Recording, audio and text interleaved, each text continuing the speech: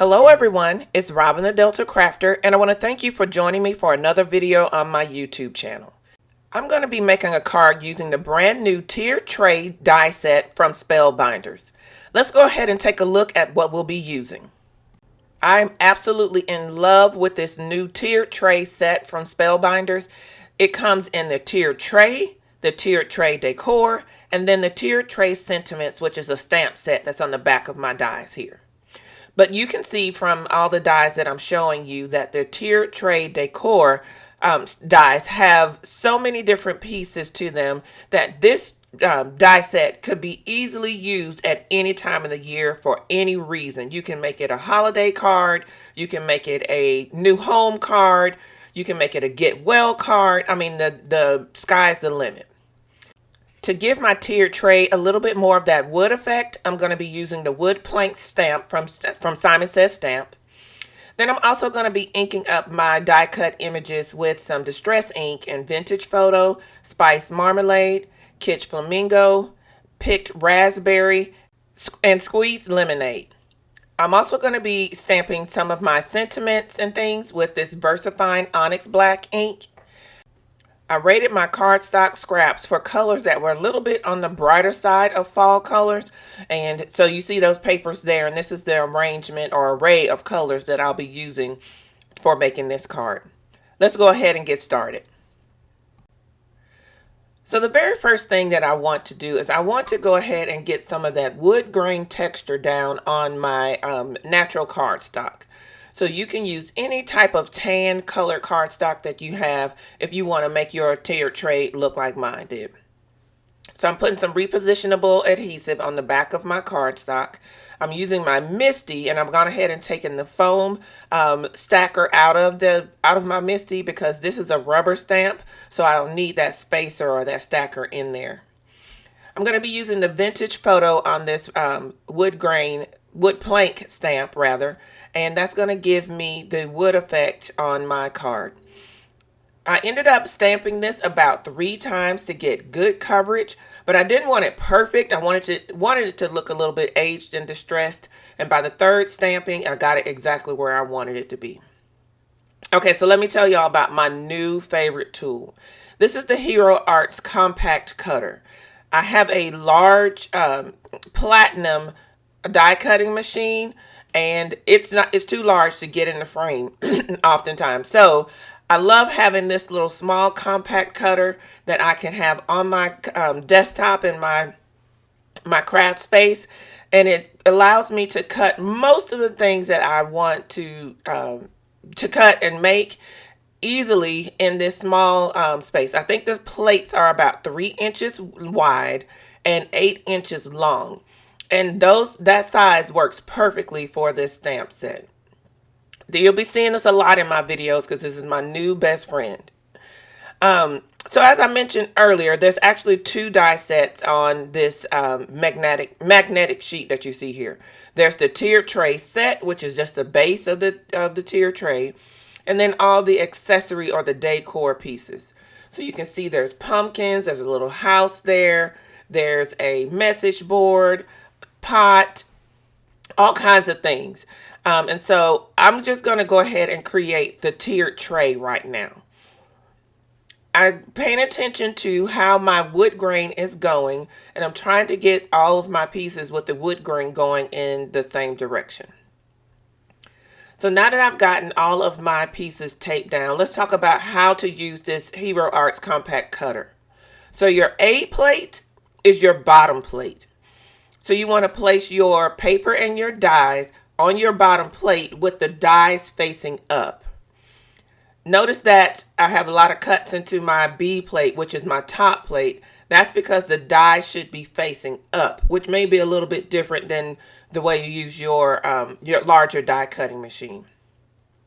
But once you get your sandwich together, you just roll it through, and the compact cutter does come with 2 B plates. So I have an extra one off to the side in my stash that I can pull out at a later time. And you can see right there, it cuts beautifully. Again, this little compact cutter is my new best friend because it allows me to not have to get up and move around to go to my big die cutter machine.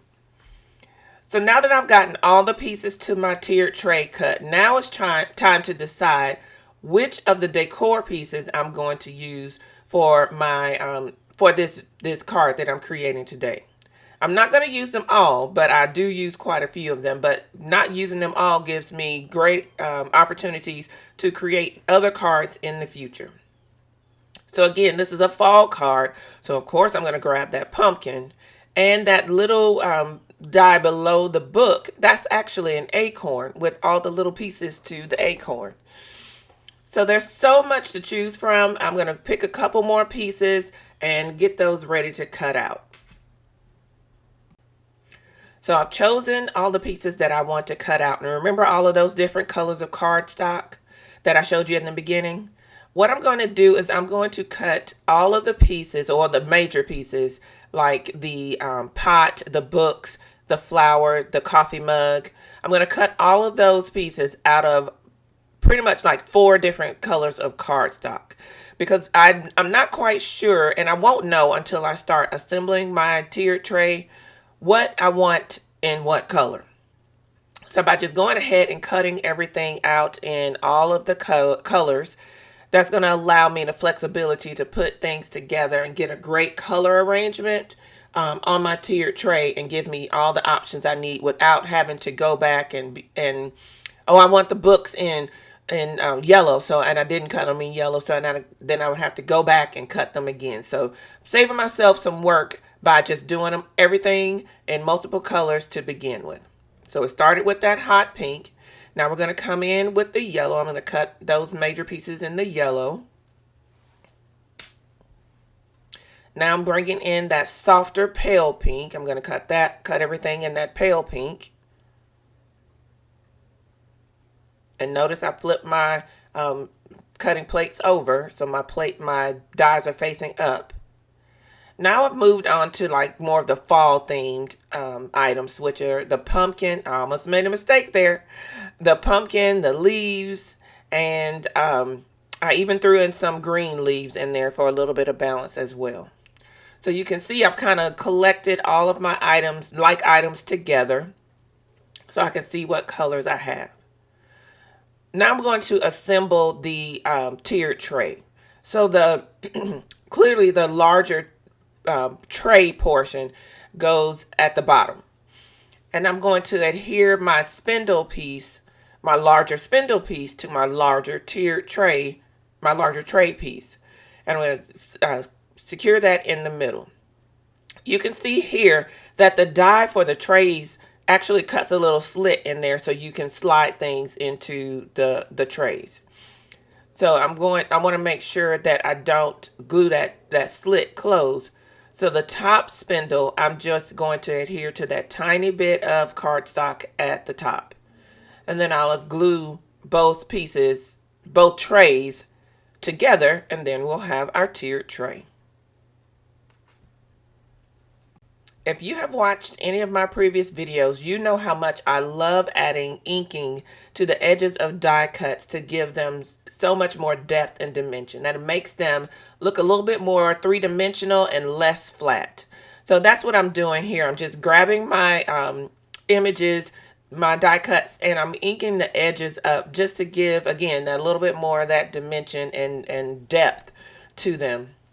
So that's where all of the distress inks that I mentioned earlier are going to come into play. So I'm using the squeezed lemonade here, and then I'm going to move on to that spice marmalade, which is a beautiful, beautiful orange color. And I'm actually going to use that on this darker orange pumpkin, as well as on this more pale, lighter orange pumpkin.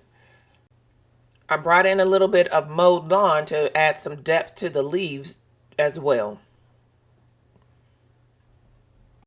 So you can barely tell it here, but this is a teeny tiny acorn.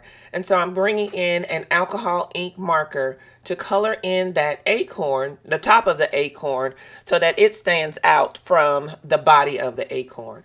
And then I'm going to use that same alcohol marker to give my stem of my leaves to darken them up and make them look a little bit more realistic. So now it's time for us to kind of try out some different things in different places on the tiered tray. So you can see I'm just kind of dry fitting some things here. I'm sliding them down into the little slits on the trays and trying to figure out some placement for some various different pieces. Again, this is not even all of the die cuts that come in the tiered tray decor die set. This might be maybe a third or maybe a half of the dies that come. There are so many things to choose from, and you can get a lot of play with this set.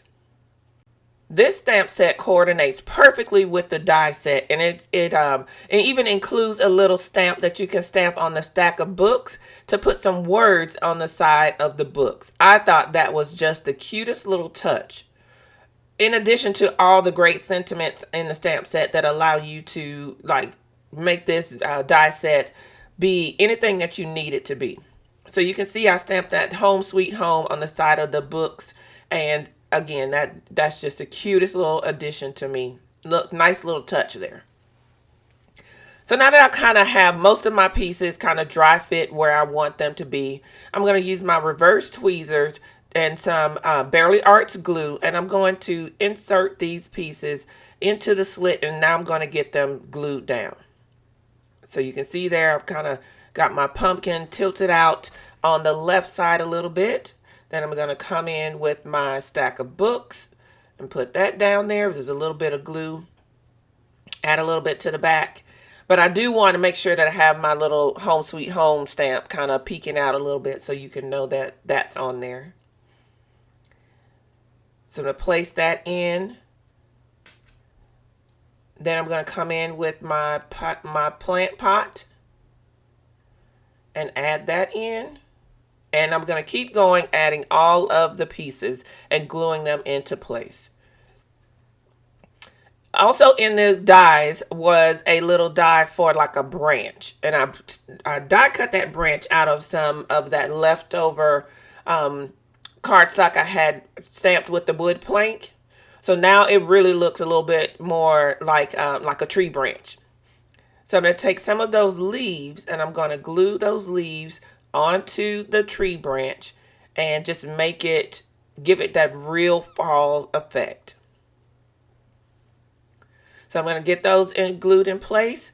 I'm going to hold them down with my reverse tweezers, and I'm going to try now to kind of figure out where I want this to be, because it's going in the card. That's for sure, because it's so cute. So I'm going to dry fit it and kind of figure out where I want it to be. After adding the acorn to my little coffee mug over there on the left, it was time to get ready to put my tiered tray down on a panel. I didn't want just a white panel. I wanted a little bit of dimension or something in the background. I wasn't quite sure if I wanted to do a texture, like with an embossing folder, or what I wanted to do. What I settled on was just adding a little bit of inking to the back using some tumbled glass. It's not a heavy application, but it's just enough to know that there's some color back there. Once I've laid that color down, I've chosen my sentiment from the stamp set, and now I'm going to place that panel in my MISTI and stamp my my sentiment using that onyx black ink that I used previously. So now I've got my sentiment wishing you a beautiful day stamped on my card, and now it's time to assemble everything. So I wanted to give the panel a little bit of lift, so I decided to put some foam tape on the back of the inked up panel. And I'm going to place that on my card base. This card base is made out of Accent Opaque 120-pound weight cardstock. I'll have all the products I'm using today listed and linked below in the description, as well as on my coordinating blog post, so you can find the things that you're interested in. I'll make it easy for you. And now I'm deciding where I'm going to put this little branch of leaves. And I'm deciding that I might just have it sticking up out of the back of that top tray. Everything has been attached and adhered to the tray. And now it's time to adhere the tray to the panel. So I'm going to be using some of that Barely Arts glue again with the fine tip nozzle. And I'm going to apply that glue to various different places on the tray so that it can be nice and secured to the panel that I've created. So the tray is down. Now it's time for us to figure out just where the final place is going to be for that sprig. I put a little glue on the bottom of that sprig, and I'm going to tuck it right behind that pumpkin. You can see there the dimension on that pumpkin that was added because of the inking. I just love the way that just takes all your die cuts up a notch. A couple more dots of glue, and we're going to be ready to go. And with that, this card is complete. I absolutely love this tiered tray die set from Spellbinders. I can see me decking it out for the holidays, for Valentine's Day, for 4th of July. Like the options and versatility is just endless. I want to thank you for joining me for another video on my YouTube channel. It's so much fun to be crafting with you all.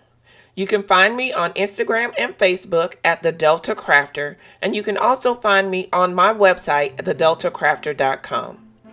Thanks again, everyone, and enjoy!